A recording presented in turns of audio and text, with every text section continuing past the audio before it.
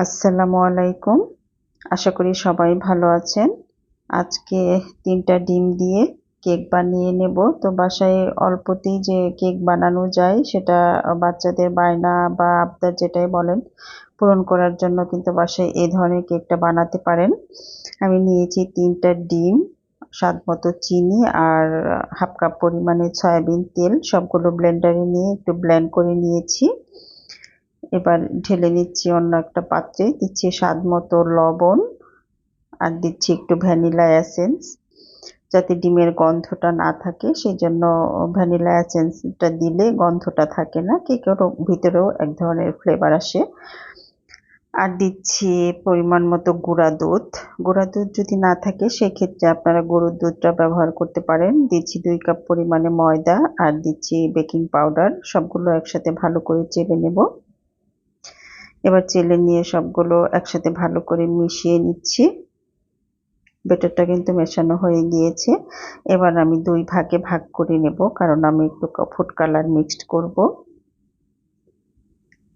অল্প একটু food colour দিয়ে ব্যাটারটা ভালো করে নেড়েচেড়ে মিশিয়ে নিচ্ছি। মেশানো হয়ে গিয়েছে।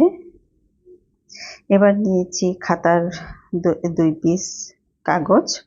কাগজটা আমি এই সসপ্যানের মাপ অনুযায়ী কেটে নিয়েছি আর সয়াবিন তেল দিয়ে এই কাগজটাকে ভালো করে সেট করে নেব। দেখতেই পাচ্ছেন আমি ভালো করে সেট করে নিয়েছি। এবার যেই কালার মেশানো, ফুড কালার মেশানো ব্যাটারটুকু আলাদা করে রেখেছিলাম সেটুকু ঢেলে দিলাম আর এখন দিচ্ছি বাকিটুকু।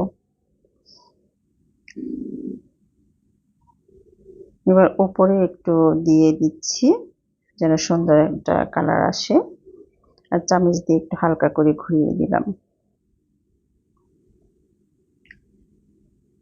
এবার পাতলা একটা প্লেট বসিয়ে দিয়েছি আর রাইস কুকারের যে পাতিলটা থাকে সেটার উপর আমি কেকটা বসিয়ে দিলাম আর ঢাকনা দিয়ে ঢেকে 40 মিনিটের জন্য অপেক্ষা করতে হবে।